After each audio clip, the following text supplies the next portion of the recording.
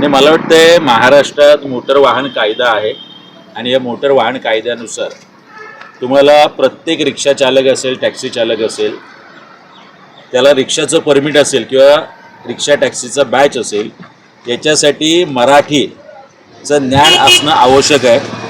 हा काय काल आजचा आणि उद्याचा निर्णय नाही आहे.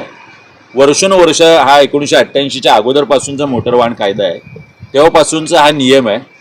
प्रताप सरनाईक साहेबांचं अभिनंदन एवढ्यासाठीच की त्यांनी आता हे ठोसपणे राबवण्याचं ठरवलेलं आहे. आणि याला मला दिसतं की परप्रांतीयातले रिक्षा किंवा टॅक्सी चालक यांचा विरोध नाही आहे, भैयांचा ठेका घेतलेला ठेकेदार, मग ते संजय निरुपम असेल नाहीतर इतर कोणी असेल, हेच फक्त विरोध करताना दिसत आहे.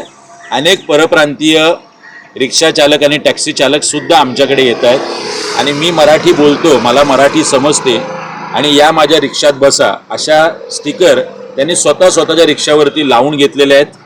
त्यामुळे मला हे सांगणं आहे प्रत्येक रिक्षा चालक, टॅक्सी चालकाला की आपण भाषावर प्रांतरचना झालेली आहे. प्रत्येक राज्यामध्ये त्या भाषेचा मान ठेवणं आणि तुम्ही जर इथे नोकरी धंद्याला येत आहे, तुम्ही तुमचं कुटुंब घेऊन येत आहे, तुमची मुलं बाळं इथे आहेत, एक सुरक्षित वातावरण महाराष्ट्र तुम्हाला देत आहे, तर त्याची मातृभाषा मराठी शिकायला, वाचायला आणि बोलायला मला वाटतं कुणालाही अडचण नसावी, एवढाच एक मेसेज देण्याचा प्रयत्न आजच्या आमच्या माध्यमातून आम्ही करतो.